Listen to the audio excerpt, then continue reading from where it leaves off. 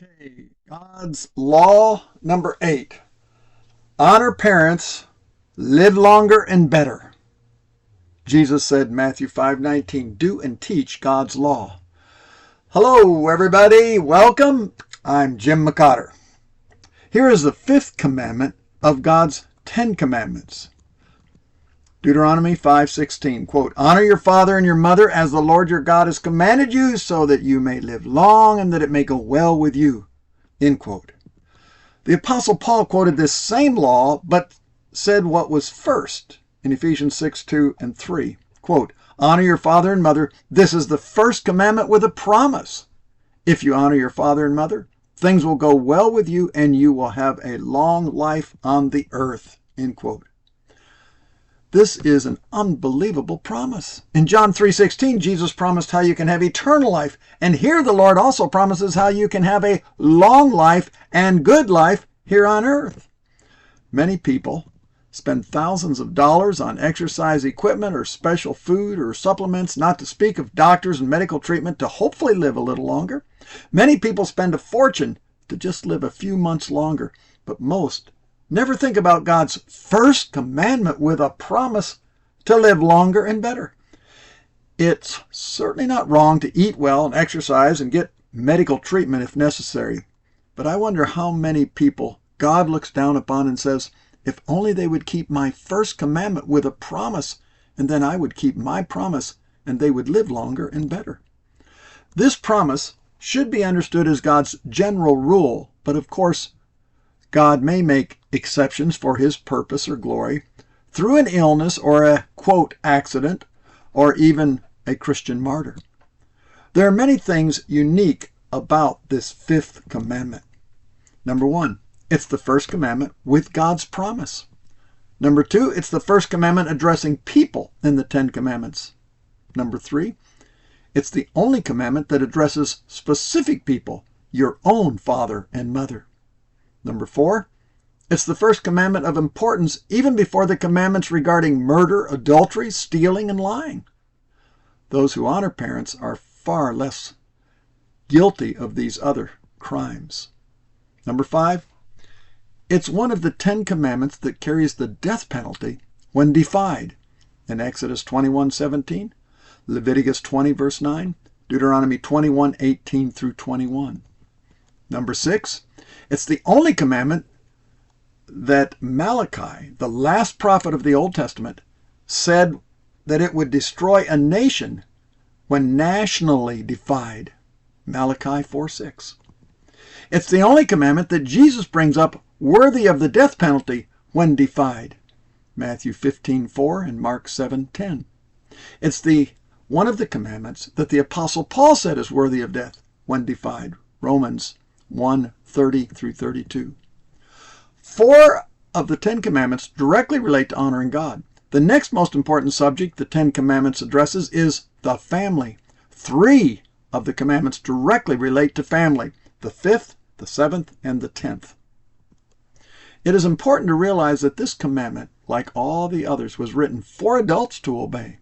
We all have parents, and if we want to honor the Lord and be blessed by the Lord to live longer and better, as adults, we will actively honor our parents.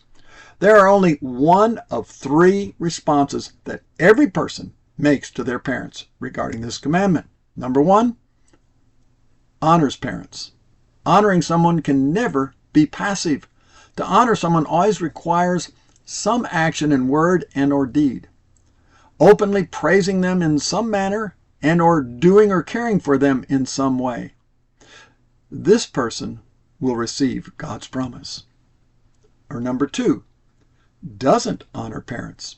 This is being passive. They may not actively be dishonoring, but neither are they honoring. They cannot claim God's promise of the long and better life here on earth. Number 3, dishonors parents. There are 2 ways a person dishonors a parent: in reviling speech or not helping when needed. Jesus himself declares to the self-righteous religious Pharisees what should happen to those who dishonor their parents. Matthew 15:4 through 10. But specifically in part it reads, For God commanded, honor your father and your mother, and whoever reviles father or mother is to be put to death. But you say, whoever says to his father or mother, whatever I have that would help you has been given to God. He need not honor his father or mother. End quote.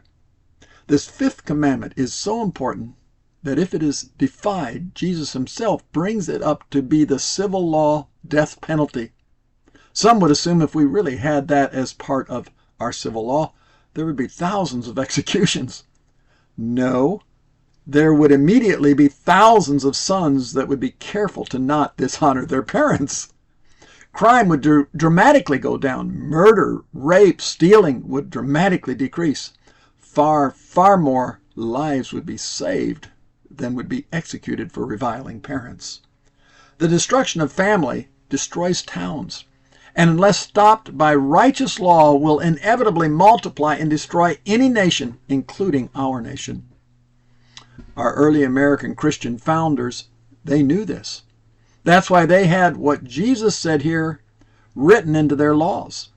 The Connecticut Law Code of 1650 at 29 stated, quote, if any child or children above 16 years of age and of sufficient understanding shall curse or smite their normal father or mother, he or they shall be put to death, unless it can be sufficiently testified that the parents have been very unchristianly negligent in the education of such children, or so provoke them by extreme and cruel correction that they have been forced thereunto to preserve themselves from death or maiming.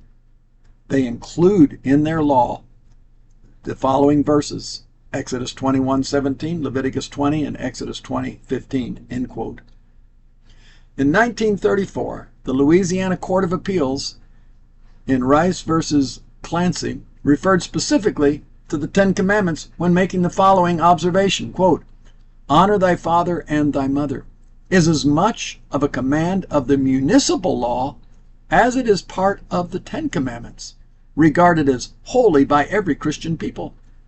A child, says the code, whatever be his age, owes honor and respect to his father and mother, end quote. The Ten Commandments were often referred to in civil trials, as for example in New York in 1953 with Beatty and McGoldrick, and in Maliski versus Locker in 1958, and in Pierce versus Yokovich in 1974. In early American, they seldom had divorces or broken families, nor dishonoring of parents like we have today. They didn't have mass shootings, homosexuals, transsexuals, or immorality like we have today.